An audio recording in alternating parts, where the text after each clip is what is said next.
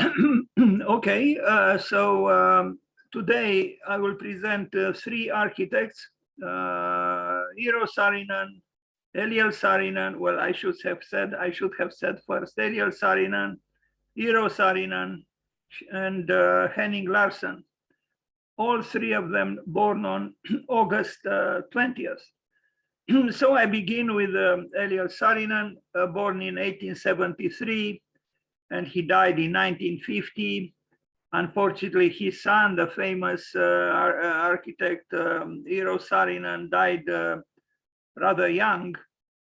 It might be that he died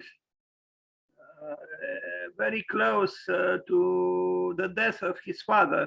I forgot exactly in what year, but he died young, Eero Saarinen. So let me begin with his father, Eliel Saarinen, a very important Finnish architect who also lived and worked in the United States.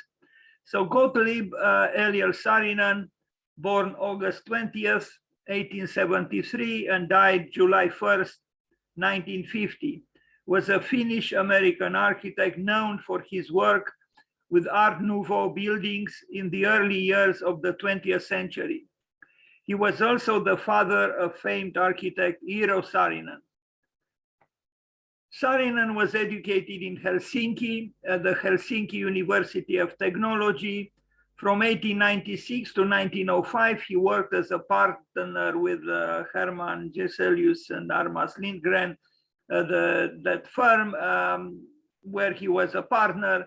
His first major work with the firm, the Finnish Pavilion, the Paris 1900s World Fair, exhibited an extraordinary convergence of stylistic influences.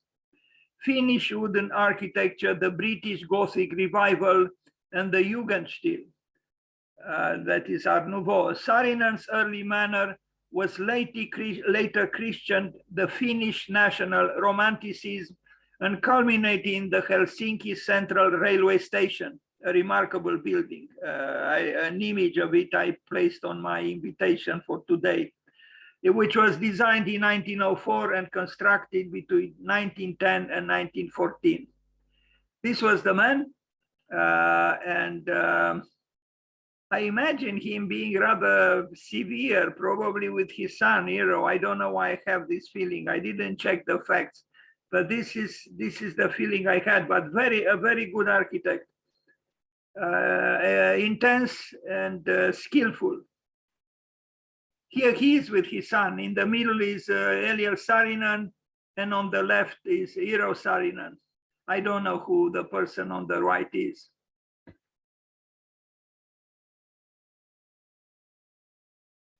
Again, on the left, Eero Saarinen, and on the right, Eliel Saarinen, the son and the father. Yesterday, I wrote a letter to Bernard Tschumi, who yesterday I learned that actually his father was an important Swiss architect, died on the same day when he was 18. So when his son, Bernard Tschumi, was 18 years old, on his birthday, his father died. Very, very strange to receive as a gift, between quotation marks, on your birthday, the death of your father. Anyway, so here he is, Eliel Saarinen on the left, and Eero Saarinen as a boy on the right. Some drawings by Eliel Saarinen. He drew very well, as many classically trained architects did and do.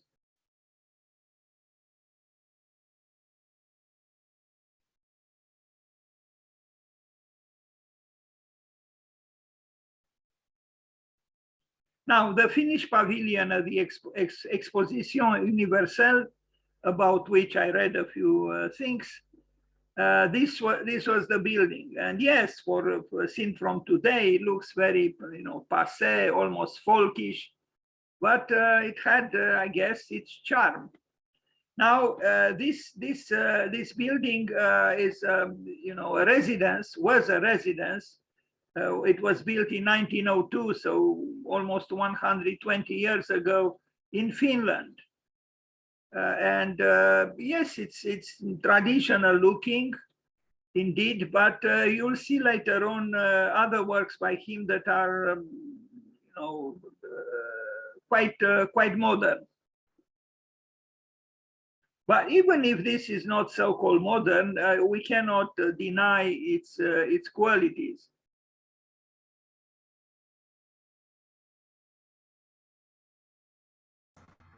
So this is Eliel Saarinen building in Finland.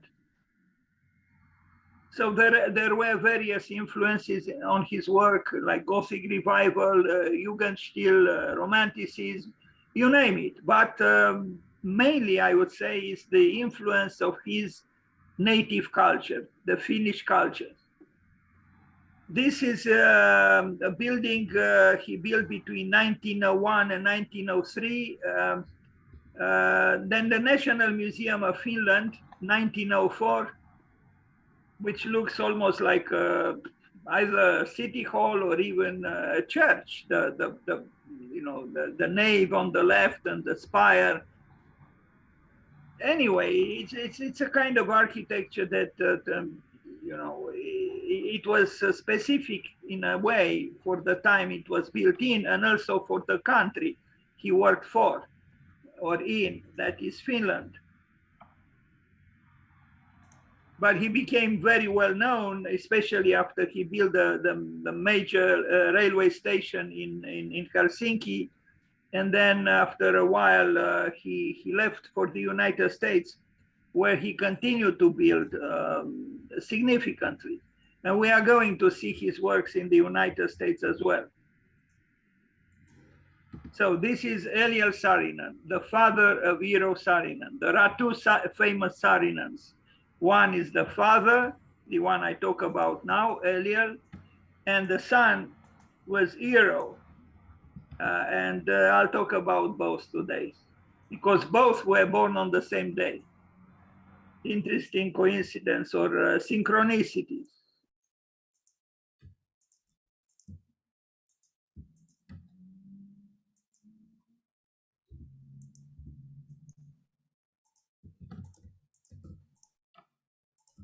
You know, this kind of so-called details, ornamental, they sometimes, I like to imagine, they tell a story. And I do not know the story behind it, but I think it's interesting for architecture to attempt to be narrative in a certain way.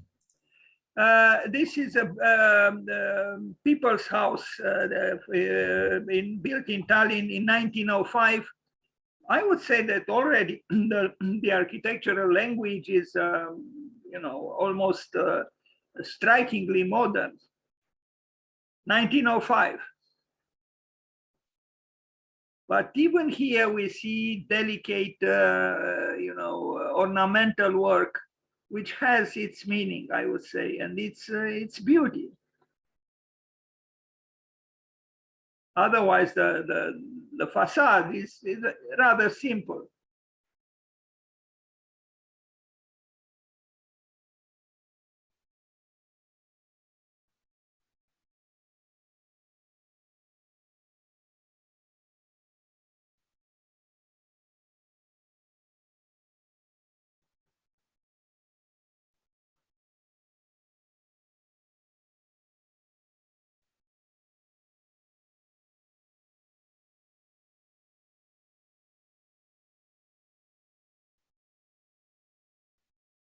Now, this is probably his best known work, the Helsinki Central Railway Station.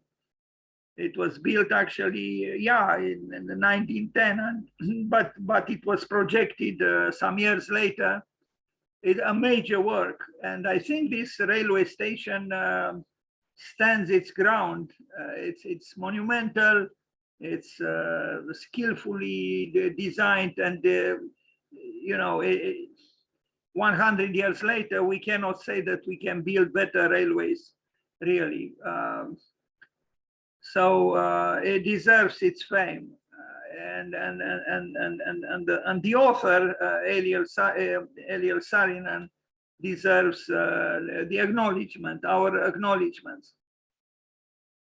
It's a powerful work, and it has architectural integrity and even drama. If you look at these, large-scale human figures that adorn both the left side and the right side of the building, a monumental building.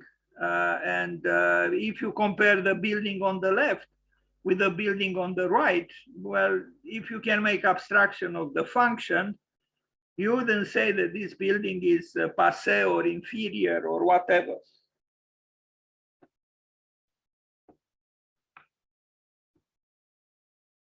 So this is the central railway station in Helsinki, built by Eero Saarinen, not Eero, sorry, Eliel Saarinen.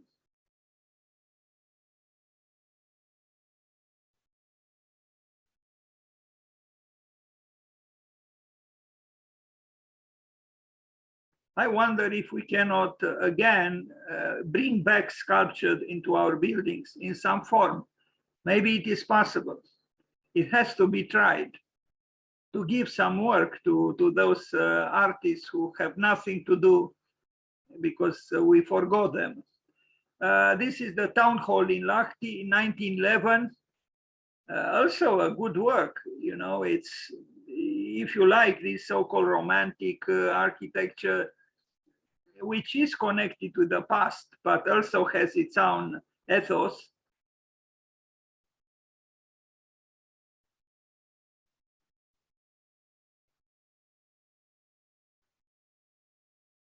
Also in Finland.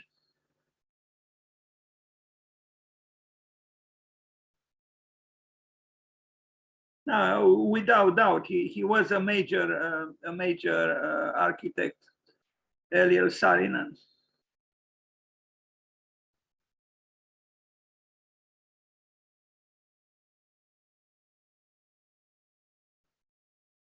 There are elements, a little bit folkish, a little bit perhaps too explicitly relating to the culture of his country, but I don't think they are, overwhelming or, annoying.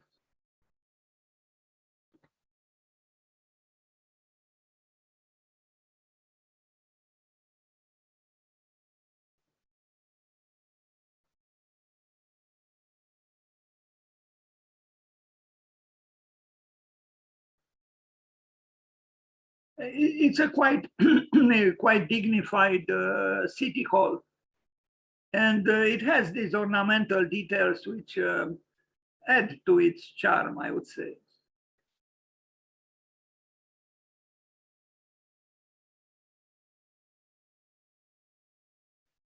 A bank. I don't know why it is called Saarisen's House, well, because it was designed by him also in Tallinn, 1912. It does look like a bank if we compare it with the previous building, which was a city hall.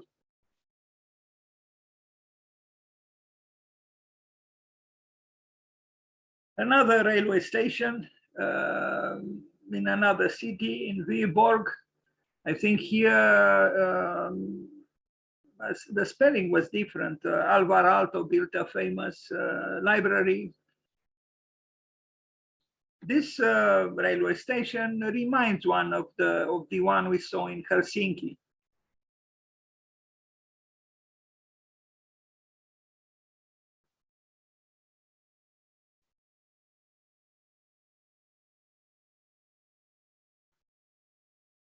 A long time ago, of course. I mean, we see both a car and a carriage with a horse on the same in front of the station. Another town hall.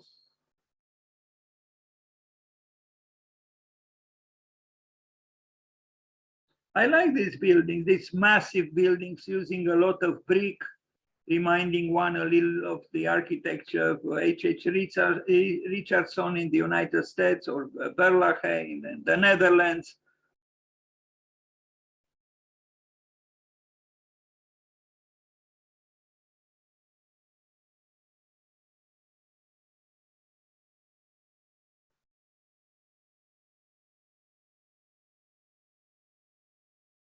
So again, this is Eero Saarinen again. So it's not Eero, it's Eliel. Their first names are so similar, and the fact that their last name is also the same makes things a little bit complicated. So this is Eliel, E-L-I-E-L.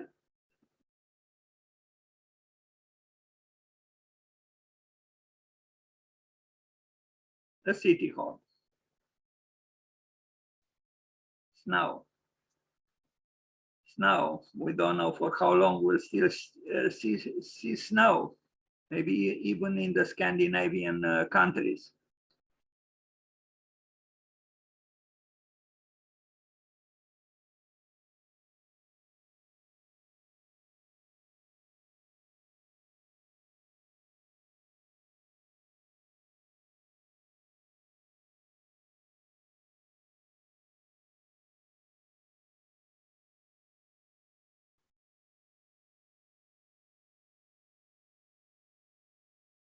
A church, 1917, not very dissimilar from the city hall, but then, you know, one represents the power of God and the other one the power of the mayor or the administration of the city. So you have the, you know, the earthly power and the celestial power complementing each other. So maybe the buildings should have something similar, maybe. This is a church and not a city hall as we previously saw.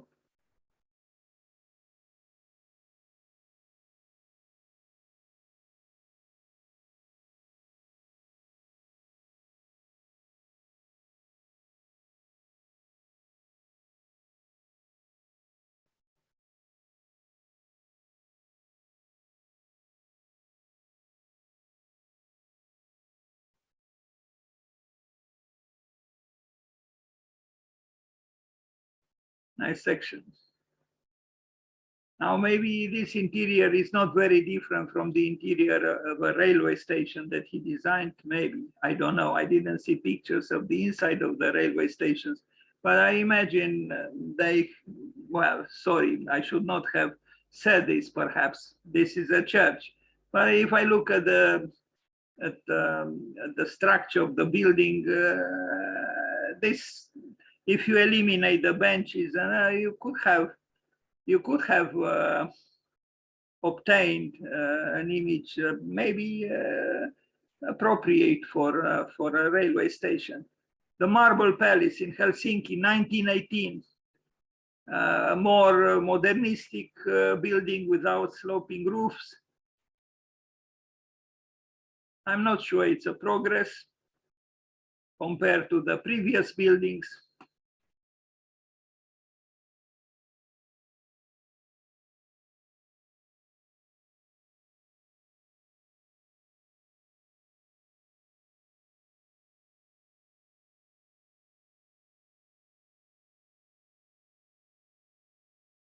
The pension house in Helsinki, 1920.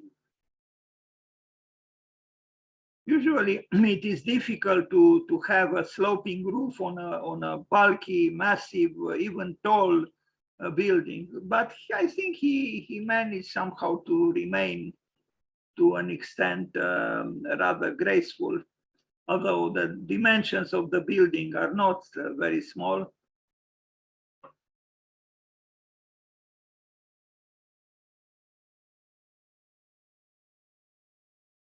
Snow again. I kind of missed the snow, especially in August or July.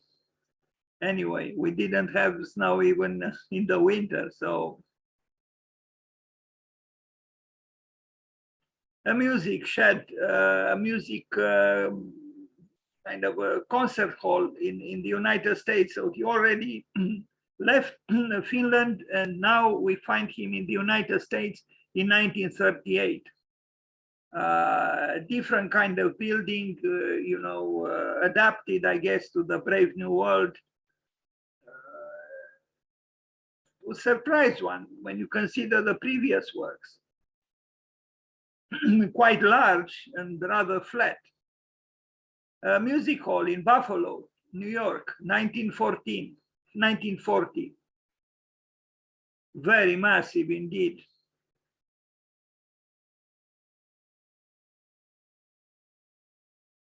So he had, upon arrival in the United States, very important commissions, public works, public buildings. He worked even with his son together, and we'll see some of the buildings they worked on together.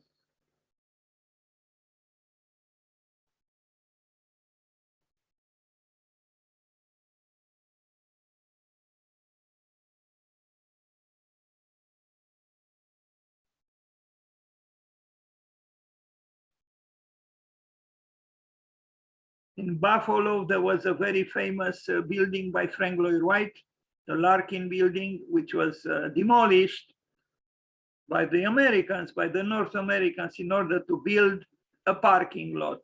Can you imagine? Maybe one of the most important buildings built by Lloyd Wright, leveled in order to make a parking. Aye, aye, aye. We never learned. Just check Larkin building on the web, and then you'll understand that it was a very important building by Lloyd Wright. It doesn't exist any longer. There is a parking in its place. A banal parking. Well, like all parkings. Although sometimes certain architects manage to do some interesting structures for a parking. But in general, a parking is a parking. The Crow Island School in Winnetka, 1940-1941, modernistic school.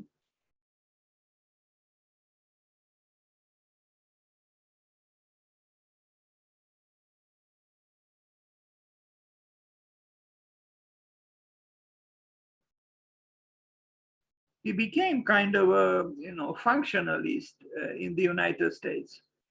It's an intermediate school.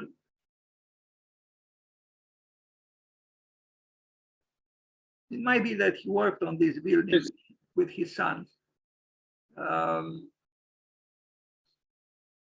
lived for a few years not far away from Winnetka. Winnetka is a very rich little place. I don't know if we can call it a town or a city.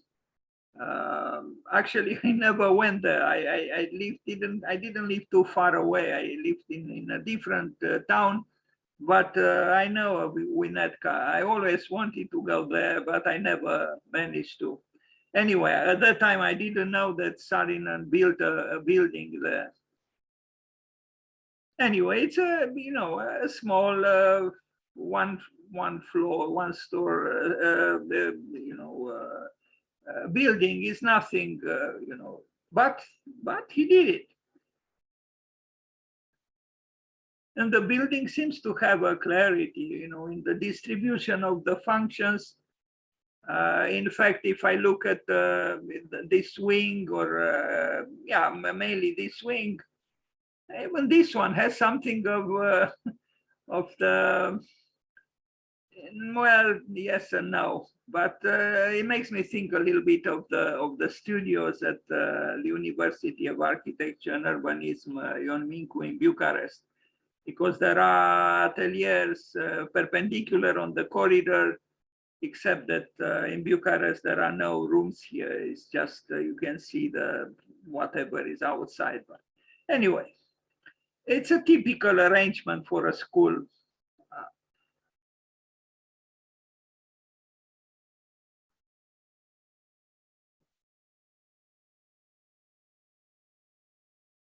Maybe less typical is the window, which is divided in small surfaces, in small segments.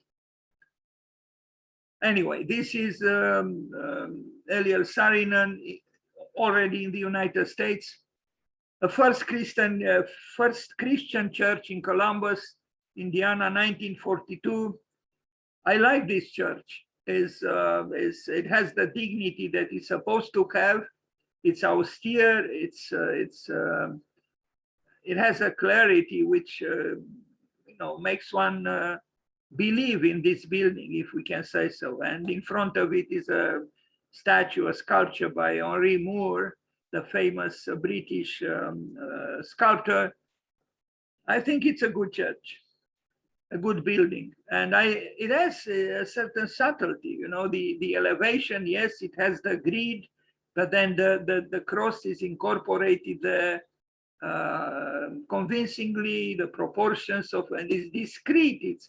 You can see it, but it's not ostentatiously displayed, the cross. And I like the discreetness of the the way it is placed on this background, on this elevation, which is seems to be a perfect square, or almost a perfect square. And the interior also has dignity, simplicity. It's a good work by Eliel Saarinen. I like even the lamps, which are a little bit science fiction or surreal, but the interesting addition to the interior of the building. And the benches also have integrity, and it's one of, I would say, it's one of his best works. This church.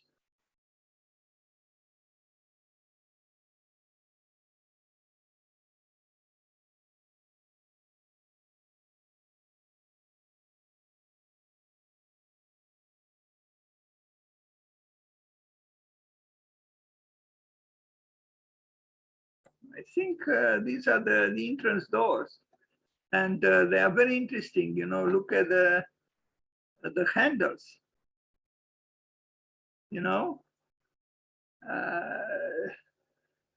They show skill. The Cranbrook educational community, an important higher education institution, the Cranbrook Academy in Bloomfield Hills, 1940. Now here he seems to relate more with the buildings he built in Finland. And these sculptures are by a famous Swedish sculptor. He invited to, and always, especially when you have fountains and water and you bring in sculptures, it's almost unavoidable that the result is positive. It animates everything, It almost doesn't matter how the building is. If you have some good sculptures and you have water and fountains and so on, and you are also blessed to have some trees around, already things are looking up for you, so to speak. So this should be considered. Okay, and now we go to his son. Let's wish him happy birthday. Happy birthday, Eliel Saarinen. And now go to his son, who, at least in the United States, was even more famous than the father. And although he died rather young, and this is sad, but he left something behind him. So Eero Saarinen, born on the same day when his father was born, the 20th of August, but in 1910, you see, he died at 51. So Eero Saarinen, born August 20th in 1910 and died on the 1st of September 1961, was a Finnish American architect, an industrial designer noted for his wide-ranging array of designs for buildings and monuments. Saarinen is best known for designing the Washington Dulles International Airport outside Washington, D.C., the TWA Flight Center in New York City, and the Gateway Arch in St. Louis, Missouri. He was the son of noted Finnish architect Eliel Saarinen, as we already know. So this was the man. And if he lived 30 years more, at least, I'm sure his repertoire would have been dramatically increased. But even so, he built a lot. He was very, very successful.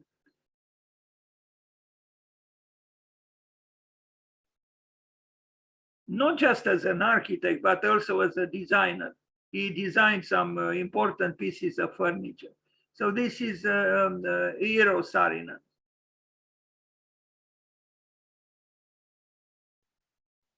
Sitting, I guess, on, I imagine, on one of his chairs. Drawings. He built, as you can see, he built this arena in the lower right corner. You know, this man worked without parametrics, without computers, but he achieved sometimes a level of organicity and fluidity quite remarkable. This is a sketch for the TWA terminal at the JFK airport in New York City. It was built.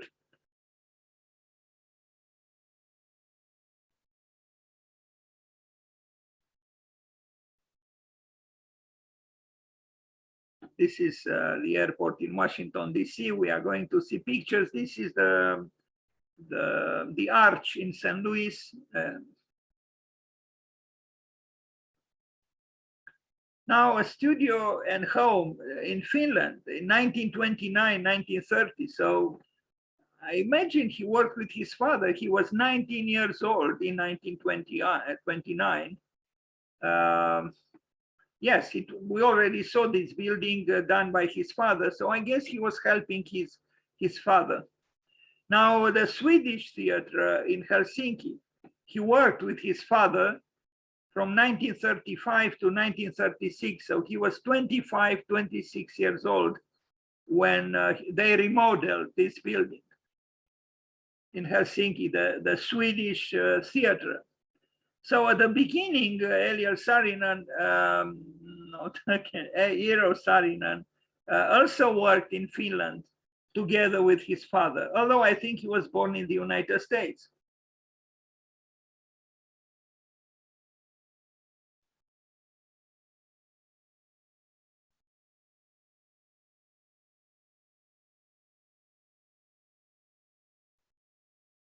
So this is the Swedish theater in Helsinki. They remodeled the building, but you'll see his later buildings are very modern and even forward-looking for their time.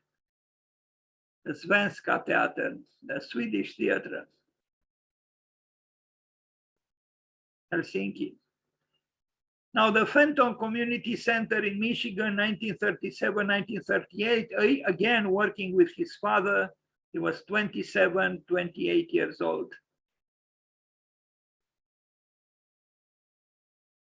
It has a certain reticence, a classicist reticence, and there are various influences. But all in all, it's a building that you know, it's hard to criticize it for something. It's not very audacious, but it has that reticence and that austerity that comes from, we expect, from Scandinavia.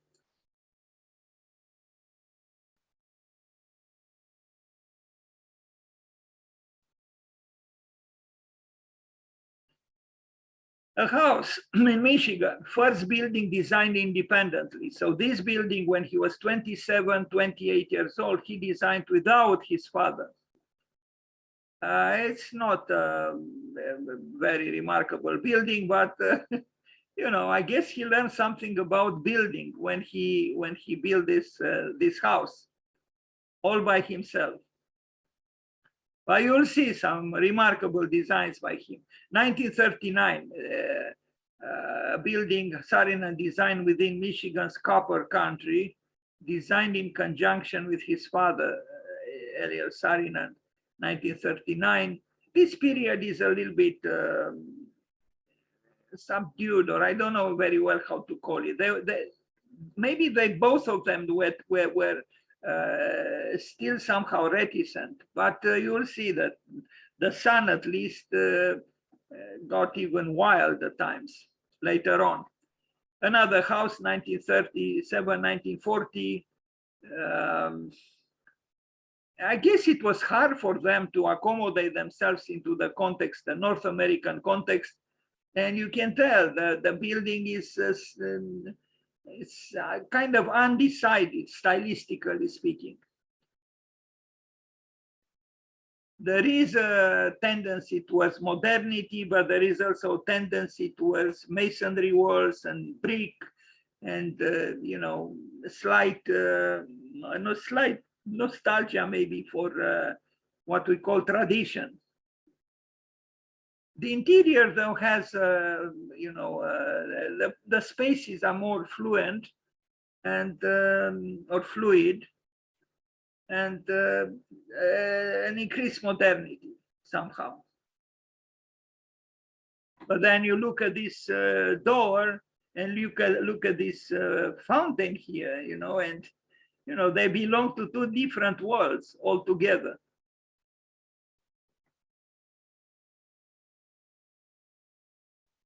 Anyway, moving forward courageously, the music hall in Buffalo, which we already saw, it was designated a National Historic Landmark in 1989. We saw this building, so he helped his father, or they helped each other, 1938, 1940, 1940. He was 30 years old, and we saw this building in Buffalo, upstate New York. Now the Crow Island School in Winnetka, we also saw. He worked with his father and a well-known firm in the United States, Perkins and Will. This one also was designated a National Historic Landmark in 1990. We saw it, maybe mainly because of its moderate modernism. This one, I think also we saw, yes, he worked with his father. It's a music center building, a large building, and a house in Indiana, rather large.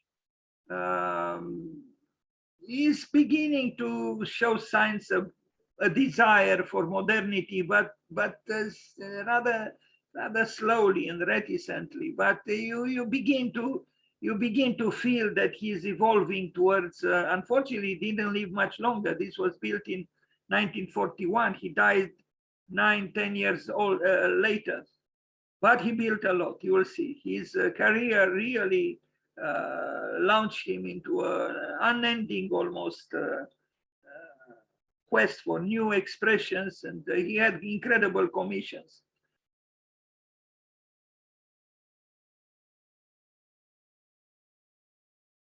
A chair designed for Knoll International or Knoll Associates, a very important, I don't know if they are producers or, I mean, manufacturers or just distributors, but a very famous name, Knoll.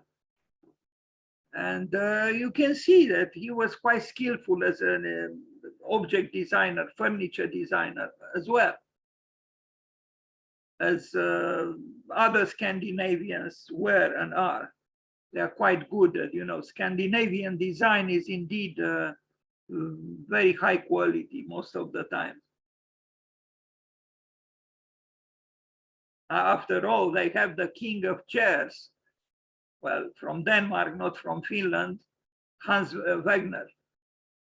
But then in Finland, Alvar Aalto designed beautiful pieces of furniture. So there is a great tradition of furniture design in Finland and in Scandinavia in general. The Art Center in Iowa, 1944, 1948. Nothing maybe exceptional, very similar to the house, to the school in Winnetka. Another chair designed for Knoll Associates. Maybe for today they don't look very, you know, astonishing, but they are probably very comfortable. The chair and ottoman from 1948.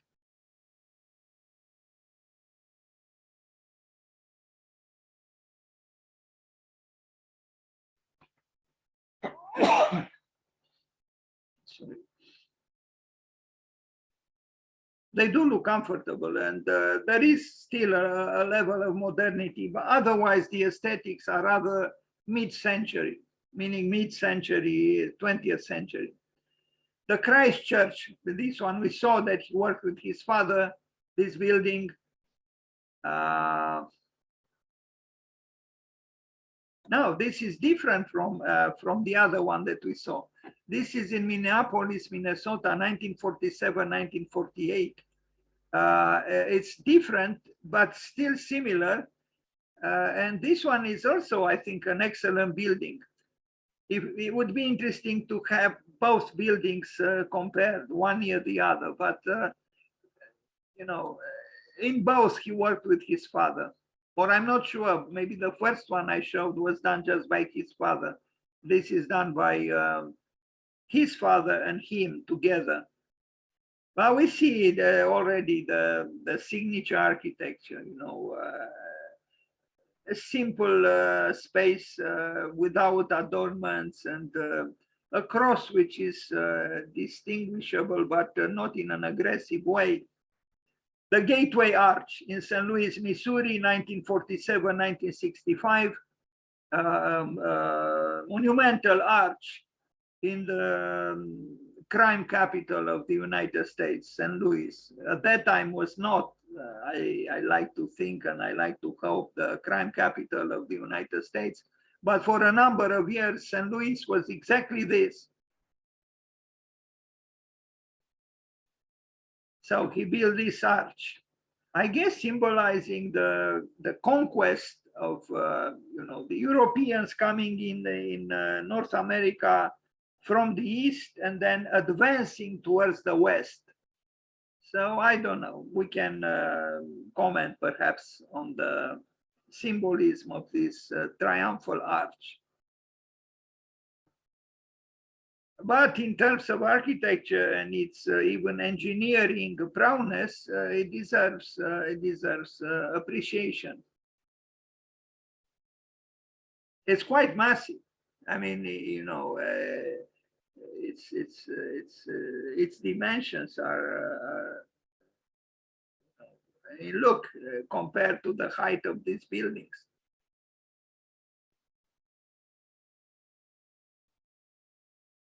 So this is Eero Saarinen.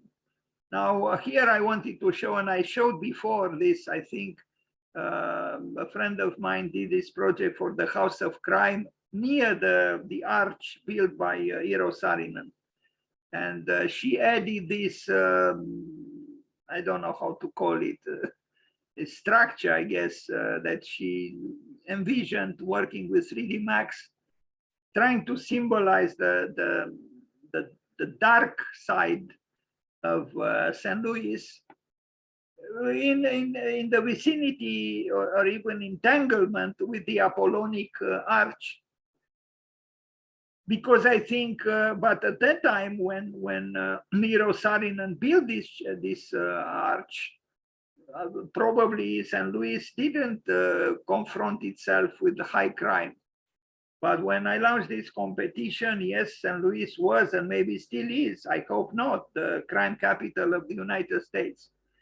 Anyway, this is what Shakira did, an Egyptian architect. Well, she was born in the United States and now she works in New York City, but she lived most of her life. She's young, 30 something years, lived in Alexandria in Egypt. Very, very skillful. I invited her a few years ago in Vienna to teach the students from Bucharest, the architecture students from Bucharest, Maya. And some of them did learn indeed. Anyway, but here she worked with 3D Max. Now the General Motors Technical Center by Eero Saarinen from 1948-1956, so immediately after the war, designated a National Historic Landmark.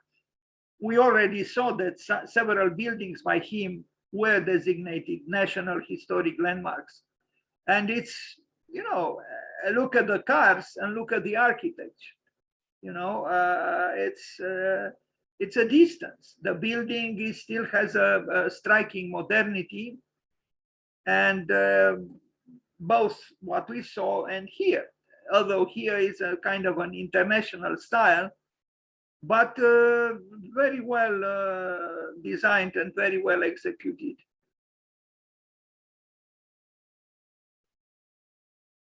Again, this was a building done in the 1950s, you know, immediately after the Second World War. This is a house he did for his mother, who lost her father in 1950.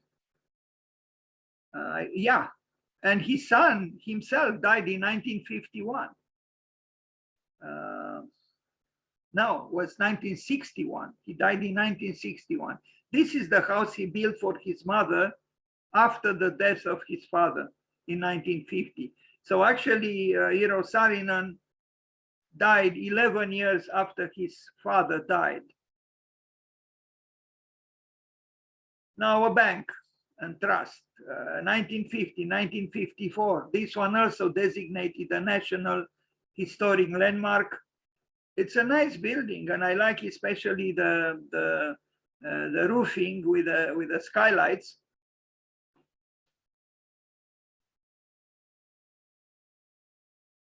I mean, look at the cars; they are outmoded, and the building, I don't think it is.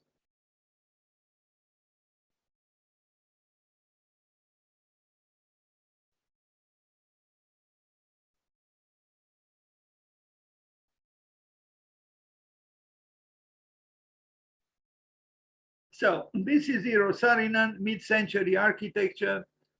A bank. Massachusetts Institute of Technology buildings in Cambridge, 1950, 1955, a chapel and an auditorium. Not bad. Look at this chapel. Would infuriate certain servants of God in certain religions, I would say, who do not accept creativity in any form. But I like this building, you know, and look at that light that disseminates itself into the building through that adornment. It's modernity, but it's evocative and metaphorically correct. And look at this cylinder that sits on the ground in some points. So although it is a heavy enclosure, doesn't appear so heavy because of it.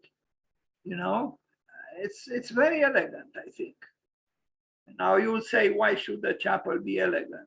The question is legitimate, but what is the alternative? I think there is grace in this building. Maybe the word elegant should have been replaced with the word graceful. And light again is a construction material in general in architecture, but in the case of a chapel, even more so. The University of Michigan School of Music in Ann Arbor, where there is a famous university there in Ann Arbor, 1951, 1956. You can see his architecture can be very different, you know, from that chapel to this School of Music. The buildings are very different, and he had so many commissions, you know, one after the other. In a few years, this man built like most architects in a lifetime, if not more. A war memorial, 1952-1957 in Milwaukee. This is a building right next door to a building by Calatrava. Calatrava built a museum, and this is right next to it. I visited them, and I actually like more the building by Saarinen than the building by Calatrava. It's not so spectacular, it's true, it's not so flashy, but it has qualities.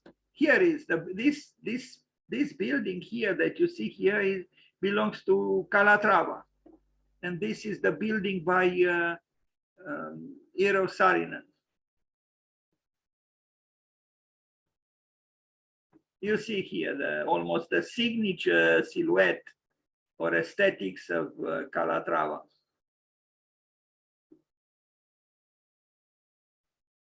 this staircase here inside the courtyard, I like very much. I hope I have better pictures with it. Yeah, it's no, but I would have liked to see it from the outside. Maybe I have. No, unfortunately. But next time I will show more pictures with a staircase. Now another chapel in Missouri, different from the previous one that we saw.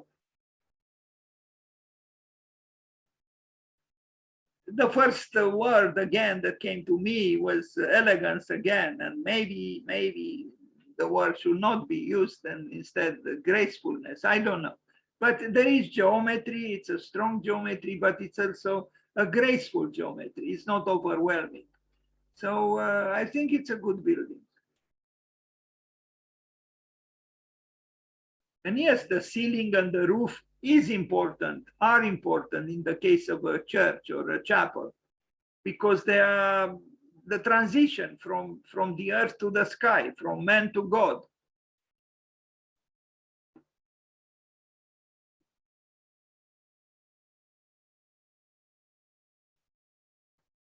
Miller House, Columbus, Indiana. This one also designated a National Historic Landmark. It's just a house, a large house. Sorry, I only have this picture. Now, what is this? No, it's the same house. It's the same house, a very opulent house, a large house. I usually don't like very large houses, but what can you do? Certain people are rich, so they want large houses. So large, in fact, that, you know, after they leave, so to speak, you know, this life, their house could become anything, a museum, a foundation, or anything. Look at that island, that, you know, lowered island, you know, for discussions. It's kind of interesting, you know, but I don't know. Anyway.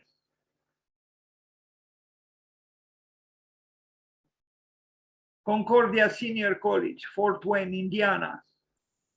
This one also has a chapel, and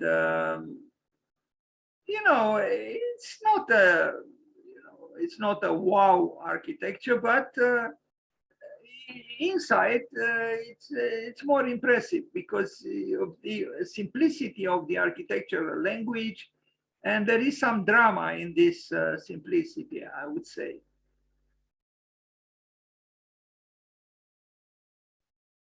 Other furniture designs, chairs and chairs again.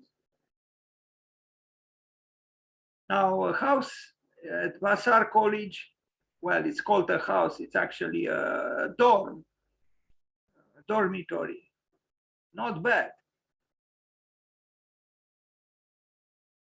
Maybe not so much with these arches inside, but outside it has a certain rhythm, graceful rhythm. Again, the word graceful or elegant is or are difficult to avoid.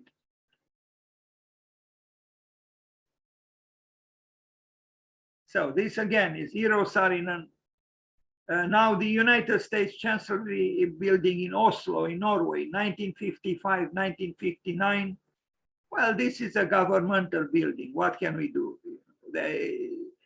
There are restrictions to, but the plan is still interesting because of the, you know, the triangle, and there is the courtyard, the inner courtyard. But otherwise, it's a bureaucratic building. But it has, even if it is so, these narrowed and tall windows, and the multiplicity, and it has character, the building. The United States Chancellery building in London, this time, England, 1955, 1960. He was getting now a lot of commissions. I don't think this building is so remarkable, but the eagle is, with its dimensions.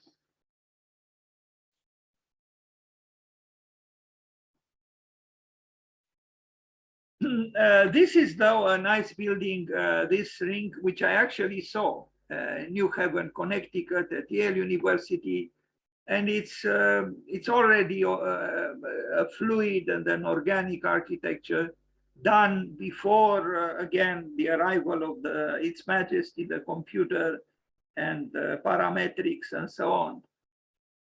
It's a good building.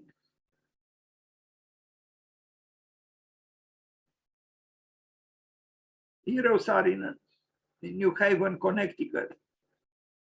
And the interior is dramatic and it's all structure, but it's a structure which is not lacking aesthetical values at all. It's a big architectural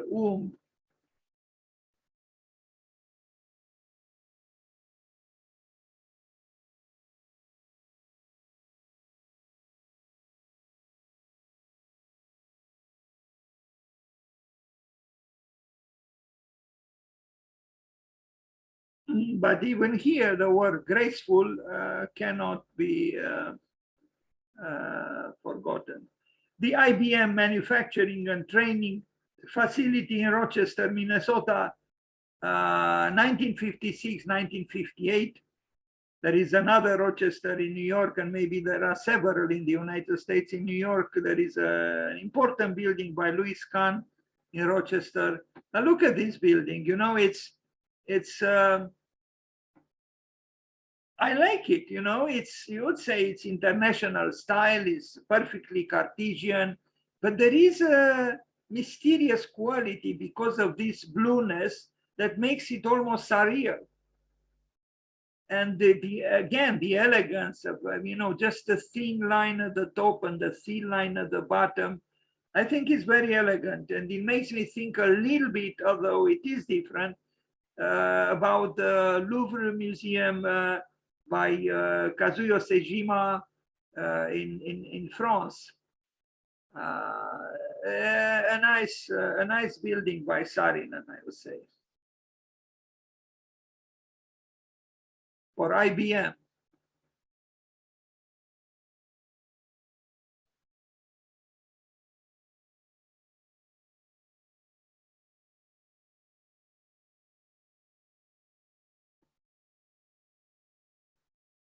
So you can, even with you know, straight lines and you know, quiet geometry, you can achieve architectural poetry.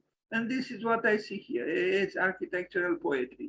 Now we arrive at a very different kind of work, also designated you know, by the National Register of Historic Places in 2005, the TWA terminal. Now it has a different function, but the building stands. And is an excellent building, and it's like a bird in flight. And you wouldn't expect now from this building to this building, but the same architect. And again, he did this before the arrival of the computer and so on. And they look at the interior. You know, it's all moving, all fluid. There are fluid spaces here. It is a very good building by this skillful and prolific architect, Eero Saarinen.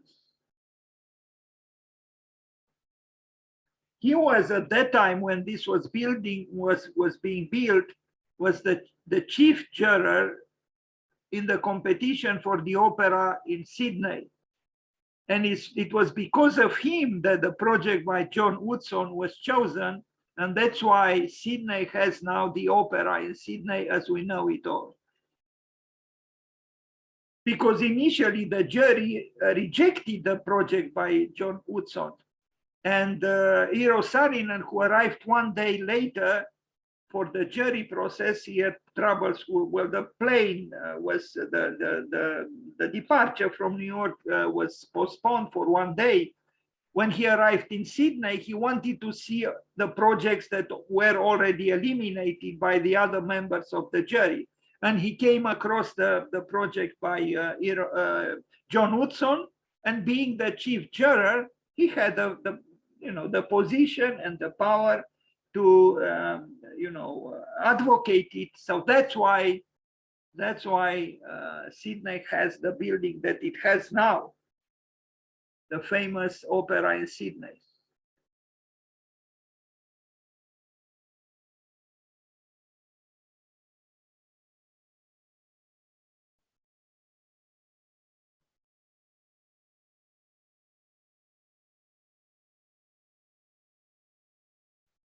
Now this airline does not exist any longer, TWA. It was built for it, but it doesn't really matter.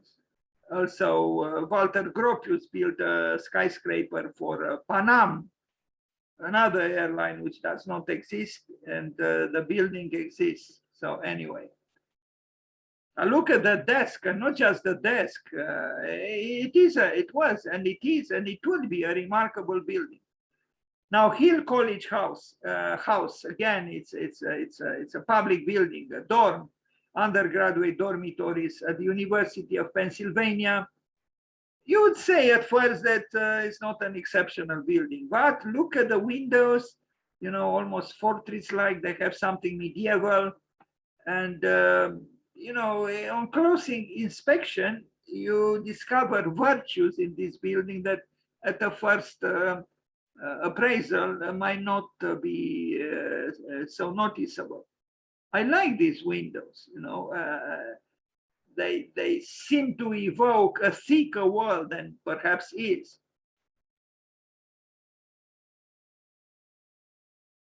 A research center in New York, 1957, 1961. Now this is a different kind of building again, you know. He had very large commissions, what can we say?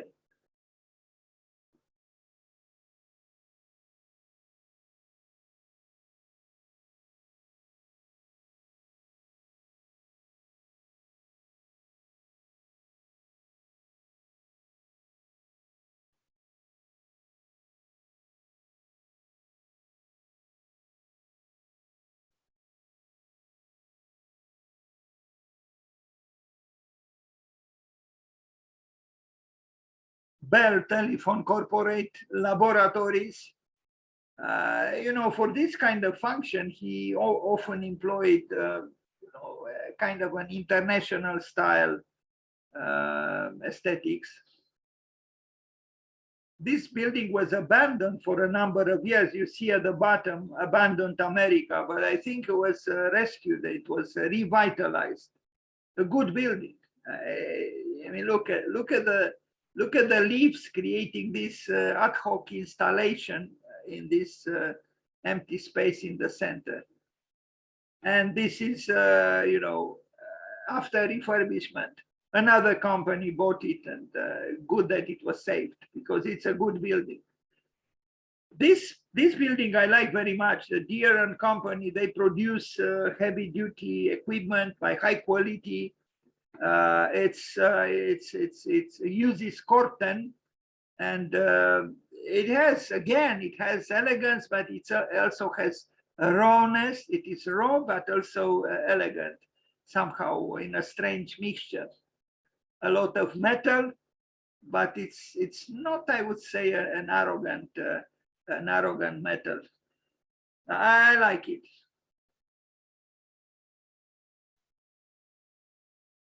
Because it has this interplay with nature outside. It's not self-enclosed.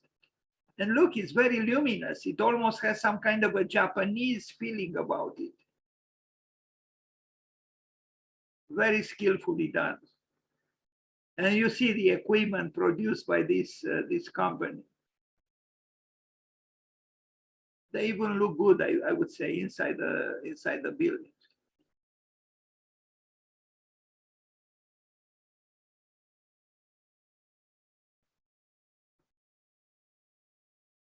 Beautiful picture.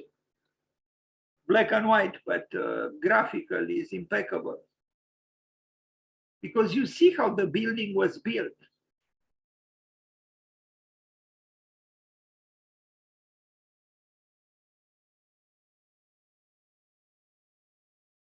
A college, New Haven, Connecticut, but part of the Yale University. again, with something medieval quality, if you want.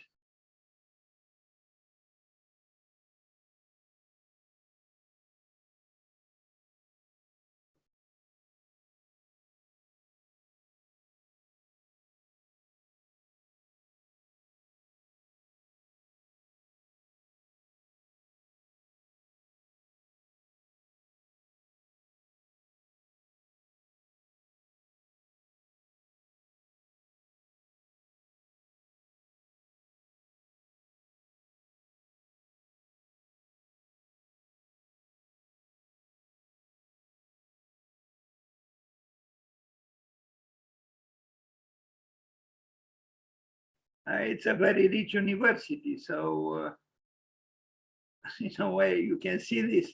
Now, this famous international airport, not far away from Washington, D.C., 1958, 1963, he was not alive when the construction ended. An important, very important international airport. And we had, when I presented last year, Saarinen, there was on Zoom a friend of ours from Los Angeles, a brilliant engineer who told us that he solved very interestingly the way these structural, well, vertical elements support. The roof is suspended. This turns, goes through this opening and then turns. How to say in Romanian, ca un ghiocel, and it supports this. So it's very interestingly done, you know, because you wonder how could this support this, because it goes through it, through an opening. I hope I have a picture that shows it.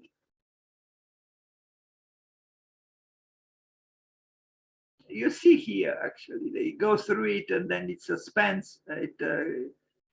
Yeah, the roof is suspended on both sides in this way. Very interesting detail, which I didn't notice. I mean, I didn't know the specifics of it, but Bruce Danziger, the engineer from Los Angeles, told us this. And look, it's again some kind of an architectural womb, quite vast, that is supported just on two lines, left and right.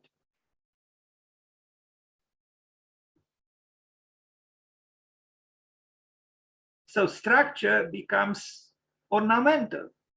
And I think this is the best case where ornament becomes structure and structure becomes ornament. The Vivian Beaumont repertory at Lincoln Center in New York City, again with sculptures by Henri Moore, a famous theater and concert hall in New York City.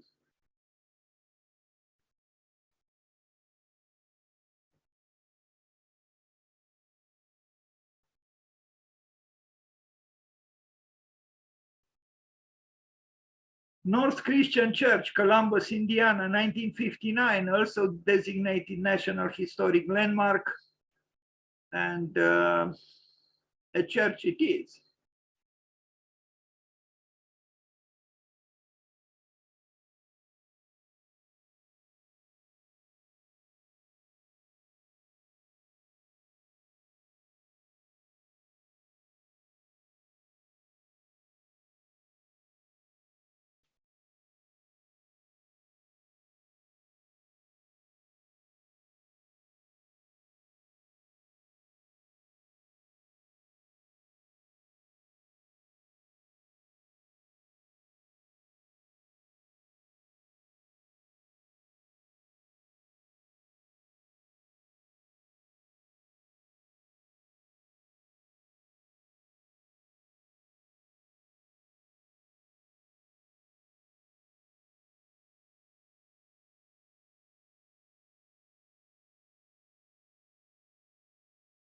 So this is in Columbus, Indiana, and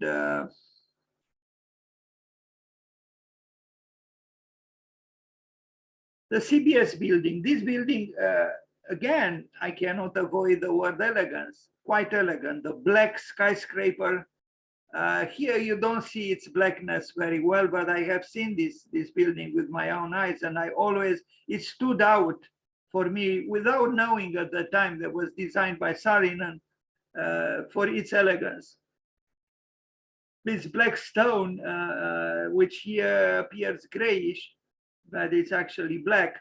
Here you see better. It did have a dignity almost. And also because from a side, you don't actually see the glass. It depends on the angle, you situate yourself at.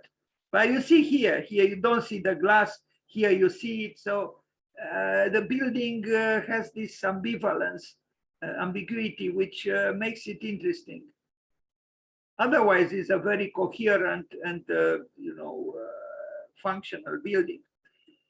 And I think I end this presentation with the Athens Airport, built between 1960 and 1969. He died in 1961. So for 8 years, this building was built based on his project, but without him. This is a sketch, the fragment of a sketch for the airport. It's very possible that the building, if he was alive, would have been somewhat different from the way it was built. But this was a so-called vision, an initial sketch for the airport in Athens, in Greece. Yes, you can tell it's a different building. But initially it was commissioned to him, and I guess something of his project is still present in the existing airport in Athens. I feel something is missing. Maybe it's just an impression I have, knowing that he was not alive when this building came into being. But it does have a different feeling from the one we just saw near Washington, D.C., in Virginia, and also from other buildings he did. It's somewhat different, even from the sketch. Here there is expression. There is a longing almost for the infinite, if you want, which in the built work is not present any longer. Okay, that's it. So let's wish Eero Saarinen also happy birthday. And I want to